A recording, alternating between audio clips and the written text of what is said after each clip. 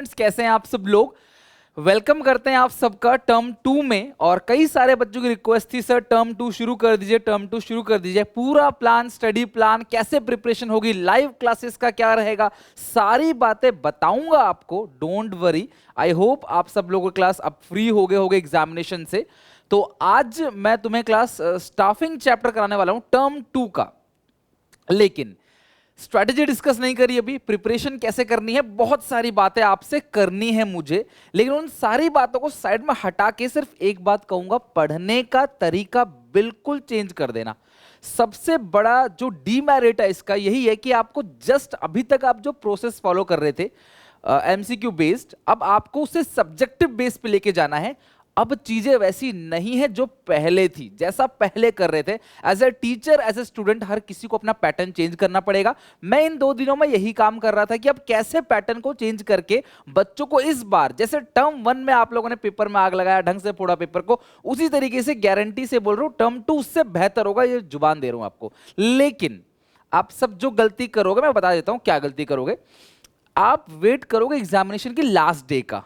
लेकिन अगर मेरे चैनल पे आप लोग पढ़ रहे हो ना क्लास, मैं कभी लास्ट डे का वेट नहीं करता। हाँ, लास्ट डे ज्यादा पढ़ाई होती है क्योंकि आप बात मानोगे नहीं, आप अभी से पढ़ना शुरू करोगे नहीं। मैं धीरे धीरे टर्म 2 की शुरुआत करके दे रहा हूं। पहले स्टाफिंग से एक आसान सा चैप्टर, आसान सा टॉपिक शुरू करके दे रहा हूं। ज्यादा बातें नहीं करूंगा, अगली वीडियो में क्लास स्ट्रैटेजी वगैरह सब डिस्कस करूंगा। लेकिन आप सब मुझसे प्रॉमिस करो, मैं थोड़ा सा पढ़ाऊंगा आपको, लेकिन तुम्हें घर जाकर दोबारा पढ़ने की जरूरत नहीं पड़ेगी। आराम से अभी से याद करना। जितना भी याद किया, 2 चीजें पढ़ाऊंगा, कमेंट सेक्शन में लिख के दिखाना उसे। एक एक बच्चा, मुझे कम से कम हर एक बच्चे जिन देख रहे हैं उसे क्लास लिख के दिखाओ, किस तरीके से क्या चलना है क्लास आगे, सब बातें आगे बताऊंगा क्लास। अभी शुरू करते हैं टर्म 2 का स्टाफिंग चैप्टर पार्ट 1। देखो, टर्म 2 के सिलेबस में स्टाफिंग है, डायरेक्टिंग है, कंट्रोलिंग है, 3 चैप्टर ये हो गया। और उसमें है फाइनेंशियल मार्केट, फाइनेंशियल मैनेजमेंट और कंज्यूमर प्रोडक्शन। मैं सीरियसली कहूं तो ऐसा मुझे क्या लगता है, टर्म 1 से टर्म 2 का सिलेबस बीएसटी का थोड़ा ज्यादा है। टर्म 2 का थोड़ा ज्यादा मुझे लगता है क्लास, हालांकि अकाउंट्स में टर्म 2 का थोड़ा कम है। मतलब इसमें क्योंकि बड़े बड़े चैप्टर सारे, स्टाफिंग बड़ा है, डायरेक्टिंग बड़ा है, फाइनेंशियल मैनेजमेंट बड़ा है, फाइनेंशियल मार्केट बड़ा है, और कंज्यूमर प्रोडक्शन और क्लास आपका ये कंट्रोलिंग वो मॉडरेट चैप्टर है। मतलब वो छोटा कह सकते हो कंट्रोलिंग को, और कंज्यूमर प्रोडक्शन को मॉडरेट चैप्टर है। बट सारा मैं सिखाऊंगा और 40 में से 40 भी मैं दिलाऊंगा क्लास। डंके की चोट पे बात कह रहा हूं क्लास, ये अगर आप फॉलो करते गए मेरे साथ तो। चलो स्टार्ट करते हैं। कॉमेंट सेक्शन में एक एक बच्चा लिख के दिखाएगा जो जो आज याद करवाया मैंने, राइट। स्टार्ट करो स्टाफिंग। तो देखो, सबसे पहले बात करें तो मैनेजमेंट के होते हैं 5 functions. There are 5 function of management. और मैनेजमेंट ग्रुप एक्टिविटी, तो हर एक इंसान सारे काम में एक्सपर्ट नहीं होगा, राइट, नहीं होगा। तो इन 5 फंक्शन में सबसे पहला फंक्शन था प्लानिंग, जो कि हम पढ़ चुके हैं। भैया आपने माइंड मैप पूरा का पूरा बना लिया कि किस तरीके से गोल को अचीव करना है, ठीक है। दूसरा जो होगा वो होगा ऑर्गेनाइजिंग, यानी आपने मैन मटेरियल को ऑर्गेनाइज कर दिया, डिपार्टमेंट बना दिए, कौन कौन क्या क्या काम करेगा, पोजीशन डिसाइड कर दी, कौन सुपीरियर बनेगा डिसाइड कर दिया, कौन सबऑर्डिनेट बनेगा डिसाइड कर दिया। अब क्या करना है आगे, अब हमें चाहिए काम करने के लिए मैन पावर। मैं कुछ वर्ड यूज कर रहा हूं, क्या, मैन पावर। शॉर्ट में बोलूं तो ह्यूमन रिसोर्स, ठीक है, जिसको आपने इकोनॉमिक्स में पढ़ा था ना, ह्यूमन कैपिटल। भैया काम की शुरुआत कौन करेगा, एम्प्लॉय। तो यहां से काम की शुरुआत होती है। स्टाफिंग वो फंक्शन है जहां से क्लास काम की शुरुआत की जाती है, यानी कि वर्कर्स को रखा जाता है, वर्कर्स को रखना स्टार्ट कर जाता है, फिर जाके डायरेक्टिंग के अंदर वर्कर काम करना स्टार्ट कर देगा। क्यों, स्टाफिंग से हम वर्कर रख लेते हैं, लेकिन डायरेक्टिंग से काम करना शुरू होता है। डायरेक्टिंग इनिशिएट एक्शन, वाई, क्योंकि भैया स्टाफ आते ही काम नहीं करने लग जाएगा, आपको उसे बताना पड़ेगा, मोटिवेट करना पड़ेगा, समझाना पड़ेगा, टास्क बताना पड़ेगा कि देखो ऐसे ऐसे करना है, तब जाके वो काम को शुरू करेगा। शुरू तो होता है डायरेक्टिंग में, लेकिन ह्यूमन रिसोर्स यहां से भर्ती करना स्टार्ट कर देंगे। हम यहां से वर्कर हायर करेंगे, जो एम्प्लॉइज है उनकी भर्ती करना स्टार्ट कर देंगे। So this is called class staffing. Staffing involve finding the right person, सही इंसान को ढूंढो। भैया किसी भी ऑर्गेनाइजेशन में सबसे ज्यादा इंपॉर्टेंट जो एसेट है वो है एम्प्लॉय। तो ढूंढो ना, अच्छे एम्प्लॉयज को ढूंढो।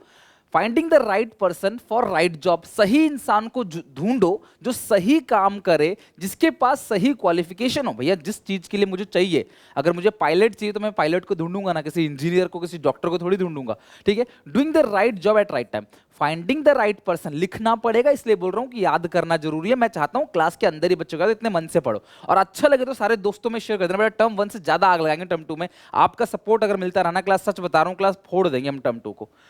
Staffing involve finding the right person for the right job, having the right qualification, doing the right job at right time. सही इंसान को ढूंढो। बहुत सारे लोग हैं, इनमें से सबसे बेस्ट को आपने उठाना है, सबसे बेस्ट जिसके पास सही क्वालिफिकेशन हो, जो सही काम सही समय पे कर दे क्लास, उसको उठाना है। This is called staffing. Okay, तो कुल मिलाकर स्टाफिंग में हम एम्प्लॉय की भर्ती करते हैं। बस दो टॉपिक पढ़ाऊंगा। पहला टॉपिक है इंपॉर्टेंस, बेनिफिट्स, नीड और एडवांटेजेस। स्टाफिंग के फायदे क्या क्या हैं, स्टाफिंग क्यों की जाती है, इस पूरे प्रोसेस के अंदर क्या काम होता है और ये किया क्यों जाता है। तो स्टाफिंग का प्रोसेस क्या है, इसके अंदर दो प्रोसेस है, स्टाफिंग प्रोसेस, सिलेक्शन प्रोसेस, दोनों इंपॉर्टेंट है। आज स्टाफिंग प्रोसेस कराऊंगा आपको और तुम्हें याद भी करा दूंगा, राइट। तो सबसे पहले बेनिफिट की बात करें, सही इंसान को जो सही काम करे क्लास, अगर हम उसको मतलब हायर करते हैं तो फायदा क्या होगा क्लास। सबसे पहला, filling the vacant job position by competitive personal. जो वैकेंट जॉब पोजीशन है, यानी जो खाली जॉब पोजीशन है, उसे कॉम्पिटिटिव पर्सनल से हम रखेंगे, भर्ती करेंगे। पर्सनल मतलब एम्प्लॉय, एक ऐसा एम्प्लॉय जिसके अंदर कॉम्पिटिटिव स्पिरिट हो, जिसके अंदर आगे निकलने का जज्बा हो, लाइफ में कुछ करने का जज्बा हो, उस एम्प्लॉय को हम भर्ती करेंगे। Right person having right qualification और क्लास, यानी कॉम्पिटिटिव स्पिरिट होना चाहिए। स्टाफिंग क्या करता है, हमें मदद करता है। कैसे मदद करता है वो तो हम पूरे चैप्टर में पढ़ेंगे ही पढ़ेंगे, लेकिन स्टाफिंग हमें मदद करता है क्लास, सही इंसान को ढूंढो जो सही समय पे सही जॉब कर सके क्लास, सही कॉम्पिटिटिव उसके पास स्पिरिट हो, काम करने की क्षमता हो। दूसरा, राइट पर्सन को राइट जॉब, सही इंसान हो, भैया ये इतनी बड़ी जॉब पोजीशन है, ये कुर्सी उसी को दो जो इसके लायक हो, ठीक है। राइट पर्सन को राइट आपको जॉब देना है। अगला क्या है class, optimum utilization of human resources. Human resource मतलब एम्प्लॉय। अभी कम एम्प्लॉय होंगे तो भी काम नहीं पूरा हो पाएगा, ज्यादा एम्प्लॉय होंगे तो तुम्हें नुकसान है, तुम्हें सैलरी भरनी पड़ेगी, एक्स्ट्रा खर्चा बढ़ेगा, प्रॉफिट कम हो जाएगा। तो यानी कि ऑप्टिमम यूटिलाइजेशन रिसोर्सेज, अगर आप स्टाफिंग फंक्शन करोगे तो आप इस बात का ध्यान रखोगे कि जितने एम्प्लॉयज की जरूरत है उतने एम्प्लॉय हमारे पास काम करें। फटाफट क्लास एक बार देख के मेरे साथ साथ बोलो, filling the vacant job position with the competitive या by a competitive personal. Right person को राइट जॉब पे देंगे और ऑप्टिमम यूटिलाइजेशन करेंगे इसका, ह्यूमन रिसोर्स का सही तरीके से इस्तेमाल करेंगे। ये 3 पॉइंट। आगे पॉइंट देखते हैं, ग्रोथ ऑफ एंटरप्राइज पे सीधी सी बात सोचो, अगर आप अच्छे एम्प्लॉयज को अच्छी जॉब पे रखोगे, सही एम्प्लॉय को जिसके पास प्रॉपर क्वालिफिकेशन है, तो क्यों नहीं लगता क्लास का जॉब इंप्रूव नहीं करेगा, आपका बिजनेस ग्रोथ नहीं करेगा। तो इससे क्या होगा, ग्रोथ ऑफ एंटरप्राइज, यानी आपका जो एंटरप्राइज है वो ग्रो करेगा, ग्रोथ करेगा। Development of human resource, sir कैसे। सर अगर हम किसी अच्छे एम्प्लॉय की भर्ती कर लेते हैं तो ह्यूमन रिसोर्स का डेवलपमेंट कैसे हो जाएगा। बेटा ये ऐसे हो जाएगा ह्यूमन रिसोर्स का डेवलपमेंट, क्योंकि स्टाफिंग का मतलब सिर्फ एम्प्लॉय को भर्ती करना नहीं है, उसके आने के बाद उसकी ट्रेनिंग कराना, उसको मोटिवेट करना, उसकी प्रॉपर तरीके से क्लास सबसे जान पहचान कराना, उसको जो प्रॉपर ट्रेनिंग चाहिए, उसको जो हेल्प चाहिए, वो सारी चीज़ें देना। तो अगर आप एम्प्लॉय को ट्रेनिंग दोगे तो अपने काम में एक्सपर्ट हो जाएगा और अच्छे से काम करेगा, तो ऑर्गेनाइजेशन का क्या होगा, ग्रोथ होगा।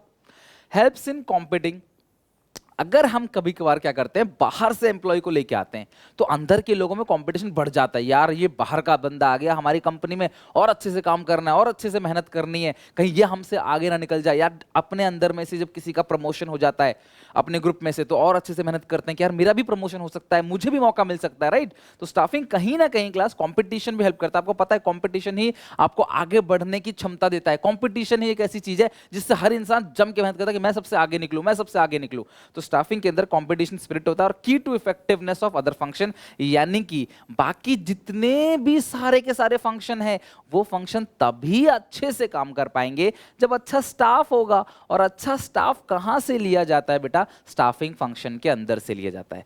तो क्या स्टाफिंग के बेनिफिट्स आप लोगों को लर्न हो गया, थोड़ा सा पढ़ेंगे बेटा बस, लेकिन इतना याद करेंगे। शुरुआत ऐसे ही कर रहे हैं क्लास, बस अगर आप थोड़े से में सपोर्ट दिखाओगे ना क्लास, तो मैं जी जान लगा दूंगा। बस मुझे आपका सपोर्ट चाहिए और क्लास आप मेहनत करो, रिजल्ट लाके दिखाओ, क्लास में बोलने लगो। क्लास में टीचर बोलेगी यार क्या हुआ बच्चे में, यार कैसे आंसर दे रहा है।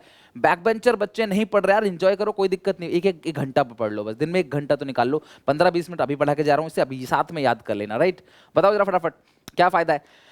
वैकेंट जॉब पोजीशन को फिल करेंगे किससे, कॉम्पिटिटिव पर्सनल से, सही इंसान को सही जगह पे काम देंगे। रिसोर्सेज का ऑप्टिमम यूटिलाइजेशन करेंगे, कौन से रिसोर्स का, ह्यूमन रिसोर्स का। ज्यादा एम्प्लॉय नहीं होने चाहिए, कम एम्प्लॉय भी नहीं होना चाहिए। ग्रोथ ऑफ एंटरप्राइज, इससे ऑर्गेनाइजेशन ग्रोथ होगा।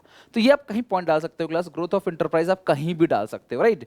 डेवलपमेंट ऑफ ह्यूमन रिसोर्स, आप ट्रेनिंग दोगे, ह्यूमन रिसोर्स का डेवलपमेंट होगा। आप उनको अपॉर्चुनिटी दोगे प्रमोशन की, देखो यार मेहनत करो तुम्हारा प्रमोशन होगा, क्यों नहीं काम करेगा यार। वर्कर को क्या चाहिए, मोटिवेशन, कैसे मिलेगा, पैसे से, और नॉन मॉनेटरी भी मिलता है, हम आगे बात करेंगे उसकी। कॉम्पिटिशन में हेल्प मिलेगा। और अदर सारे के सारे फंक्शन जो हैं, जो बाकी सारे के सारे फंक्शंस हैं, उनमें भी क्लास आपको स्टाफिंग में हेल्प मिलेगा, ठीक है। मतलब बाकी सारे फंक्शंस भी अच्छे से काम करेंगे। अगर अच्छा एम्प्लॉय आ गया, डायरेक्टिंग भी अच्छे से करेगा, कंट्रोलिंग भी अच्छे से होगा, बाकी सारे फंक्शंस अच्छे से होंगे। अब मेरा आप सबसे एक अनुग्रह है, रिक्वेस्ट है आप सबसे पर्सनल, कि आपको लगता है, आप दिमाग लगाओ, देखो मेरा मेन पोर्टो आपका दिमाग चला देना। अगर आपका दिमाग क्लास दौड़ने लगा ना, फिर कोई दिक्कत ही नहीं है। आप खुद सोचो, इसके अलावा आपको कोई और बेनिफिट लगता है कि आप खुद सोचो। बुक का लिखना जरूरी नहीं है, अलग अलग बुक में अलग अलग लिखा रहता है, लेकिन मैं आपसे पूछता हूँ, अगर हम अच्छे एम्प्लॉय को भर्ती करेंगे तो खुद सोचो ना, बैठ के सोचो आराम से, वीडियो पॉज करें, क्या फायदा हो सकता है यार अगर हम किसी अच्छे एम्प्लॉय को भर्ती करेंगे तो। तब जाके लिखो आप, तब दिमाग खुलेगा। रट के हमेशा लिखना नहीं पड़ेगा। जिस रास्ते पे आप चल रहे हो, जीवन भर आपको उसी रास्ते पे नहीं चलना है, रास्ते बदलेंगे और आपको अपना बुद्धि लगाना पड़ेगा, दिमाग लगाना पड़ेगा। तो बताओ क्लास कि क्या इसका एक और मुझे बताओ, कोई भी एक बेनिफिट, अगर हम अच्छे एम्प्लॉय को भर्ती करते हैं तो उसका बेनिफिट क्या हो क्लास, फटाफट मुझे बताओ। स्टाफिंग प्रोसेस सीखते हैं तुम सब जल्दी से क्लास, मुझे बताओ। इंपॉर्टेंस तुमको लर्न हो गया है तो स्टाफिंग प्रोसेस तुम्हें मैं अभी याद करा के भेजूंगा, भूलना मत, बिकॉज सही में ये बहुत इंपॉर्टेंट है। स्टाफिंग चैप्टर बड़ा है, आराम से सीखेंगे, ऐसा सीखेंगे किसी भी टीचर के बस की ना हो, एक नंबर कहीं से कट कर दे, राइट। अब आते हैं स्टाफिंग प्रोसेस पे। सबसे पहली बात, जैसा आपने प्लानिंग प्रोसेस टर्म 1 में पढ़ा था, प्रोसेस हमेशा लाइन बाय लाइन चलता है, 1 2 3 4। आप ऑर्डर इसका चेंज नहीं कर सकते, इसके सीरियल नंबर को, सीरीज को आप चेंज नहीं कर सकते। तो स्टाफिंग में होता क्या होगा सर, अभी तक तो हमारे दिमाग में आया है कि जी एम्प्लॉय को भर्ती करना है बस स्टाफिंग, लेकिन नहीं, सिर्फ एम्प्लॉय को भर्ती करना नहीं। कई बच्चे बोलते सर हम एचआर मैनेजर बनेंगे, हम तो एचआर मैनेजर बनेंगे, हम रखेंगे एम्प्लॉयज को। सर मुझे वो बनना है जो एम्प्लॉय को रखता हो जॉब पे, तो मैं देखूंगा भाई तू मुझसे अच्छे से बात कर रहा है, तुझे रख लूंगा। अरे यार ये तो ज्यादा ही चौड़ में, ज्यादा ऐठ में, अच्छा स्पाइकी बाल कर रखे, चल तुझे नहीं रखूंगा। चलो भैया मैडम आ गई, चलो यार ये तो अच्छे से बात कर रही है, चलो इनको रख लिया। यार इस तरीके से जॉब नहीं रखा जाता, इतना सिंपल नहीं होता है। जो बंदा रिक्रूटमेंट कर रहा होता है, सर रिक्रूटमेंट क्या होता है? रिक्रूटमेंट मतलब क्या होता है क्लास, कि आप सबके एप्लीकेशंस को ले रहे हो, सबसे बातचीत कर रहे हो, इंटरव्यू ले रहे हो बैठ के, अच्छा ये चीज, अच्छा आप बताओ, क्वेश्चन पूछ रहे हो आप। तो यार ऐसा नहीं है कि अपनी मर्जी से किसी को भी ऐसे रख लोगे आप, बहुत सोच समझ के कंपनी में एम्प्लॉय को रखा जाता है। Employees are the most important asset, बार बार बोल रहा हूं। तो ऐसे आंख बंद कर किसी को नहीं रख लोगे आप, उसकी क्लास जज करोगे उसके नॉलेज को, उसके टैलेंट को, उसके वोकैबुलरी को, कम्युनिकेशन स्किल्स को, उसकी क्लास नॉलेज, उसकी विजडम को, इन सबको स्टडी करके आपने क्लास रखना होता है। सो आप धीरे धीरे सीख जाओगे। स्टाफिंग का मतलब सिर्फ इतना नहीं होता कि वर्कर रख लिया, अच्छा वर्कर आ गया, उसकी ट्रेनिंग भी है, मोटिवेशन भी है, बहुत सारी चीजें उसके अंदर है। तो ये प्रोसेस तुम्हें याद होना चाहिए, और तुम्हें हर एक बच्चे को ये प्रोसेस जो है लिखना पड़ेगा कमेंट में, अभी मुझे दिखाने के लिए कि एक्चुअली में तुमको याद है, ठीक है, बिना देखे। सबसे पहले क्या है, सबसे पहले स्टाफिंग प्रोसेस के अंदर आता है एस्टिमेटिंग मैन पावर रिक्वायरमेंट। भैया तुम पहले ये अंदाजा लगा लो तुम्हें कितने वर्कर की जरूरत है। इसके लिए तुम्हें 3 स्टडी करना पड़ेगा, 3 स्टडी।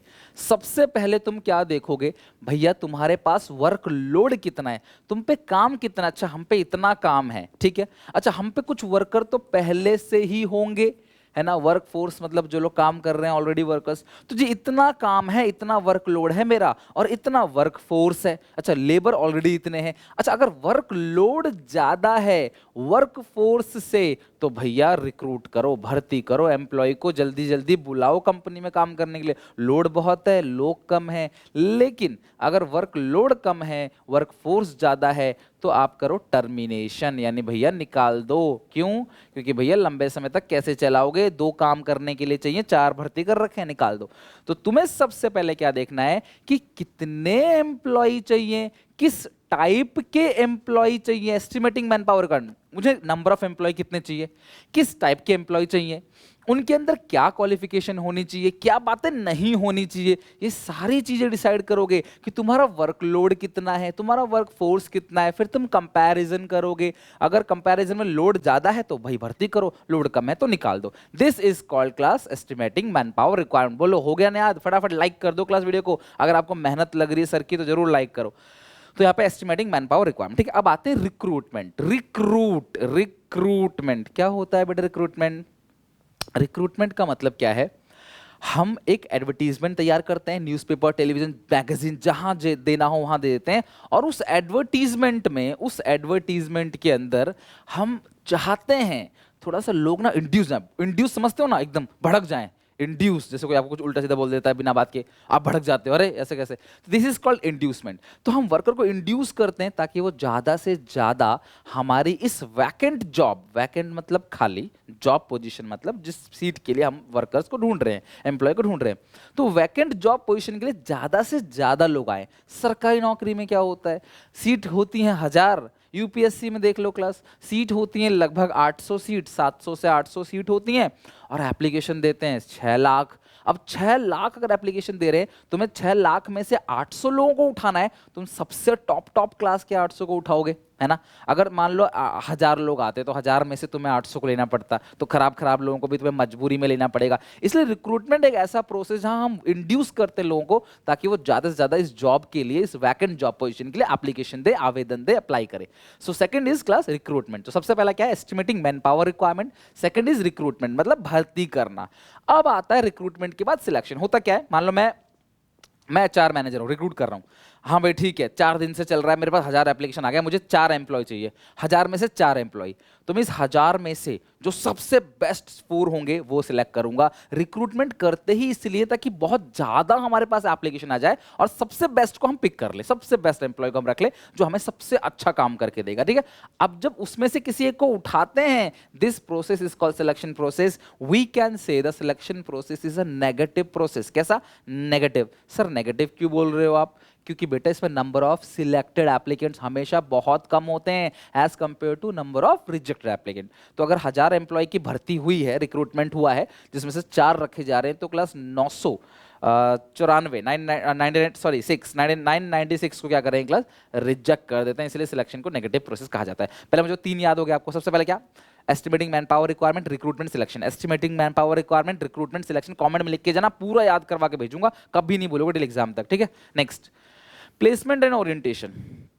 सर 2 वर्ड है, प्लेसमेंट क्या है, ओरिएंटेशन क्या है। मैं तुम्हें कुर्सी दिखा रहा हूँ, आइए सर बैठिए, ये आपकी कुर्सी है, ये आपका कैबिन है, पढ़ लिख के मेहनत करो यार, ऐसे तुम्हें भी एक अच्छा सा ऑफिस मिलेगा, एकदम एसी लगा हुआ सिस्टम मिलेगा, बैठोगे आराम से काम करोगे, बेल बजाओगे, पियोन आएगा, जी सर बताइए, यार मेहनत करो इस तरीके से, राइट।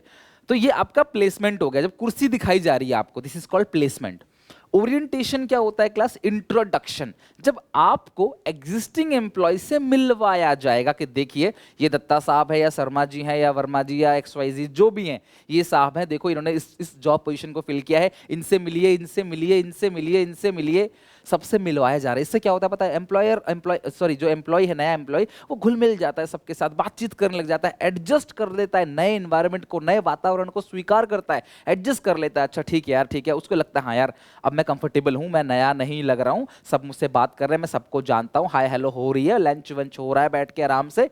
और कई बार ना अगर आप एक अच्छे एम्प्लॉय हो तो कंपनी आपके लिए पर्टिकुलर पार्टी रखती है, एकदम वाइन वाइन चलती है, दारू, मतलब दारू बोलना सही नहीं होगा, ठीक है, तो मतलब क्या है कि अच्छे से मतलब सब लोग मिलते हैं, अपना पार्टी शार्टी होती है कि देखो आज ये पार्टी इसलिए हो रहा है कि हमारी कंपनी में इन साहब ने ज्वाइन कर लिया, बट उस लाइक बनो तो सही, मेहनत तो करो ताकि कंपनी तुम्हारे लिए पार्टी दे, है ना, अदरवाइज पता नहीं चलेगा कौन आ गया, राइट। तो उसे बोलते हैं ओरिएंटेशन प्रोग्राम। क्या बोलते हैं, ओरिएंटेशन प्रोग्राम। तो प्लेसमेंट कुर्सी दिखाना, और ओरिएंटेशन का मतलब क्या होता है क्लास, की सबसे जान पहचान कराना। इस तरीके से वर्कर मोटिवेट हो जाता है, टिक जाता है, उसे ऐसा लगता है कि यार मैं किसी को जानता नहीं, बोर हो रहा हूँ, ऐसा नहीं लगता है, कि जान पहचान हो जाती है। This is called placement orientation. Last में क्या करेंगे, वर्कर को ट्रेनिंग देंगे, वर्कर को डेवलप करेंगे। देखो ट्रेनिंग क्या होता है, ठीक है, कोई काम नहीं आ रहा, इसको ट्रेनिंग दो, सिखा दो इस काम को, दिस इज कॉल्ड ट्रेनिंग। फायदा क्या होगा इससे, पढ़ेंगे आगे क्या फायदा होगा। हालांकि सबसे पहला काम क्या है कि रिसोर्स को वेस्ट नहीं करेगा और जल्दी जल्दी क्या करेगा, काम को करके देगा समय पे, कम कॉस्ट में, और क्लास मोटिवेटेड भी रहेगा, पॉजिटिव रहेगा। अगर हमें से एक ट्रेन लिया हुआ जो एम्प्लॉय है ना, वो अच्छा परफॉर्म करता है as compare to untrained employee, तो ट्रेनिंग दिया जाएगा। लेकिन डेवलपमेंट का मतलब क्या होता है कि यार वर्कर को ग्रोथ अपॉर्चुनिटी देंगे, वर्कर को मौका देंगे आगे बढ़ने का। हम चाहते हैं हमारा वर्कर वाकई आगे बढ़े। कई कंपनी क्या सोचती है, अरे यार वर्कर को आगे बढ़ाने कहीं भाग गया तो, यार ऐसी गंदी सोच तो नहीं रहनी चाहिए। आप वर्कर को जितना आगे बढ़ाओगे, वर्कर तुम्हारे लिए उतना अच्छे से काम करेगा। नेगेटिव मत सोचो, बिल्कुल भी नेगेटिव मत सोचो। क्लियर है यहाँ तक? तो ये वो ट्रेनिंग और ये क्लास हो गया, ये आपका डेवलपमेंट हो गया, ट्रेनिंग एंड डेवलपमेंट। मैं हमेशा जब मैं पढ़ाता हूं ना, तो मैं चाहता हूं मेरा बच्चा किसी और को पढ़ा दे। मैं जब भी पढ़ाता हूँ ना तो मैं चाहता हूँ कि मेरा बच्चा किसी और को पढ़ा दे, और मेरे बहुत सारे स्टूडेंट्स बहुत अच्छे लेवल पे टीचर हैं, एक्चुअली में टीचर हैं मेरे बहुत सारे स्टूडेंट्स, कि मेरा पढ़ाया हुआ आप किसी और को पढ़ा सकते हो। तो मैं हमेशा इस चीज़ को प्रेज करता हूँ। तो कई टीचर मुझे बोलते हैं सर आप इतने अच्छे से पढ़ा देते हो कि आपका बच्चा टीचर बन जाता है, तो कल को आपके पास बच्चा आना बंद हो जाएगा। मतलब कोई बात नहीं, उसका तो डेवलपमेंट होगा ना, कहीं भी जाएगा रहेगा तो क्लास पीछे मेरा नाम ही नहीं, हाँ जी इसका स्टूडेंट है, यही मेरे लिए बहुत है। तो यानी कहने का मतलब क्या है कि यही चीज़ है, मैं आपको ऐसे पढ़ा दूँ कि आप किसी और को पढ़ा दोगे, यही एक अच्छे टीचर की क्या होती है पहचान। उसी तरीके से एक अच्छे एम्प्लॉयर की जिम्मेदारी क्या है क्लास, एक अच्छे एम्प्लॉयर की जिम्मेदारी है कि भैया तुम्हें वर्कर का डेवलपमेंट करना है, तुम्हारा वर्कर तरक्की कर जाएगा तुम्हारा फॉर्म भी तरक्की कर जाएगा, सीधी सी बात है। तो ये 5 पॉइंट पहले मुझे बताओ, 5 point. Estimating man power requirement, recruitment, फिर सिलेक्शन करेंगे, फिर प्लेसमेंट, जगह दिखाना है, कहानी की तरह याद करो लाइन में लें, जगह दिखाना है, ओरिएंटेशन करना है, और उसके बाद ट्रेनिंग देना है, वर्कर ट्रेनिंग और वर्कर डेवलपमेंट। तो ये आपके 5 पॉइंट हो गए। लेकिन इसके साथ ये 3 पॉइंट भी स्टाफिंग प्रोसेस का पार्ट है। कई बार क्या होता है ना, एक डिपार्टमेंट होता है, एक डिपार्टमेंट जिसको बोलते हैं HRM, human resource management department. तो एक पर्टिकुलर पूरा डिपार्टमेंट रहता है जो वर्कर के आने से लेकर उनके काम को लेकर उनका प्रमोशन सब कुछ पूरा ध्यान में रखते हैं। वर्कर जाता है तो कितनी पेमेंट देनी है, किसको कब निकालना है, कहाँ ट्रांसफर, सब चीज़ वही ध्यान रखती है। ह्यूमन रिसोर्स एक बहुत बड़ा टर्म है, उसका छोटा सा टर्म जो है ना वो आपका स्टाफ है। जैसे BOP बड़ा होता है और BOT छोटा, उसी तरीके से staffing is a small and human resource is a large, ठीक है, इज वाइड कॉन्सेप्ट। तो उसमें क्या होता है कि जिस कंपनी में ह्यूमन रिसोर्स डिपार्टमेंट नहीं होता वो 3 काम और करते हैं। तो कुल मिला के मैं आपसे बोलूं तो आपको स्टाफिंग के सारे पॉइंट याद रखने हैं, ठीक है, 8 के 8। सबसे पहला परफॉर्मेंस अप्रेजल रिपोर्ट। एक बात बताऊं, अब प्रमोशन किसका होगा ये कैसे डिसाइड किया जाएगा, किस वर्कर का प्रमोशन होगा ये कैसे डिसाइड किया जाएगा, बताओ क्या कह रहे हो। जो मालिक के साथ अच्छे से घुल मिल के रहता है उसका प्रमोशन हो जाएगा? नहीं बेटा, ऐसा नहीं होता, ठीक है। जो बैक बेटिंग करता है, चुगली लगाता है, उसका प्रमोशन हो जाएगा? नहीं, ऐसा नहीं होता है। प्रमोशन के लिए क्या होता है, हर वर्कर का ना एक रिपोर्ट बनाया जाता है, साल भर में क्या क्या अच्छा काम किया, क्या क्या खराब काम किया, कब कब टारगेट अचीव किया, कब कब अचीव नहीं किया, कब कब रूल्स को ब्रेक करे, कब कब कौन से अवार्ड जीते। जब ये सारे रिपोर्ट बनता है उस रिपोर्ट को बोलते हैं performance appraisal report. Appraisal appraisal appraisal मतलब एप्रिसिएशन से है, ठीक है। तो परफॉर्मेंस अप्रेजल रिपोर्ट बनता है। रिपोर्ट बनने के बाद उस बंदे का जिसका परफॉर्मेंस रिपोर्ट सबसे अच्छा रहता है, पूरे साल भर सबसे ज्यादा अच्छे काम सबसे खराब काम करे हैं, उसका प्रमोशन होता है और उसका करियर प्लानिंग किया जाता है। करियर प्लानिंग, ठीक है।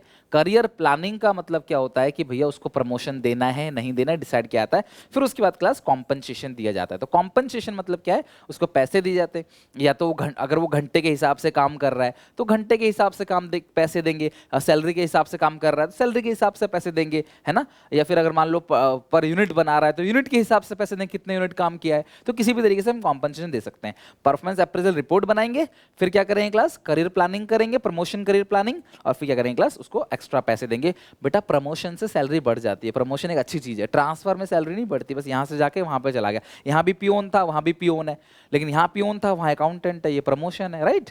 तो ये 8 के 8 पॉइंट है। क्या आपको ये 8 पॉइंट याद हो गए? एक बार दिल से लाइक कर देना वीडियो को, और दिल से एक प्यारा सा कमेंट छोड़ना मेरे लिए कि आपको क्या समझ आया, क्या मैं टर्म 2 में अच्छे से आपको करा रहा हूँ, चीजें बदल गई हैं, मैं आपको लिखना सिखाऊंगा, सारी चीजें सिखाऊंगा, ठीक है। तो ये मुझे बताओ क्लास फिलहाल की क्या चीजें समझ आ गई है आपको। और जो बच्चे लाइव पढ़ना चाहते हैं मेरे से, SPCC मोबाइल एप्लीकेशन डाउनलोड कर लो, आज रात को कोर्स आ जाएगा। अगर आप अफोर्ड कर सकते हो, लाइव मेरे साथ जुड़ के पढ़ना चाहते हो तो आपका वेलकम है, स्वागत है। अदरवाइज ऐसे चल रही है क्लास, आपके साथ हमेशा खड़ा रहूंगा, हमेशा हमेशा जैसे अब तक पढ़ाते हुए आया। बस आप मेहनत करो, मेरे साथ चलते रहो। ये 8 के 8 पॉइंट वीडियो पॉज करो और कॉमेंट सेक्शन में हर एक बच्चा लिख के दिखाओ। अगली क्लास में इसके आगे कंटिन्यू करेंगे। मैं रिपीट करूँ क्लास, अगेन 8 पॉइंट। सबसे पहले क्या करोगे, एस्टिमेटिंग मैन पावर रिक्वायरमेंट, फिर रिक्रूटमेंट, फिर सिलेक्शन, फिर प्लेसमेंट ओरिएंटेशन, फिर ट्रेनिंग दोगे। 5 पॉइंट याद होगा। अब 3 पॉइंट, परफॉर्मेंस रिपोर्ट बनेगा, उसके बाद क्या होगा, प्रमोशन करियर प्लानिंग होगा, और लास्ट में क्या होगा, कॉम्पनसेशन यानी कि माल मिलेगा, रोकड़ा, ठीक है। चलो take care, bye bye, God bless you. अच्छा लगे वीडियो को लाइक करके सारे दोस्तों में शेयर कर देना, सबको बुला दो ताकि जल्दी जल्दी क्लास हम और सब्जेक्ट का भी स्टार्ट कर सकें। आप सब जितना ज्यादा शेयर करोगे उतनी जल्दी टर्म टू हम शुरुआत कर देंगे। फिर बहुत कुछ क्लास नया है बताऊंगा आगे की वीडियो में, तब तक take care, bye bye, God bless you.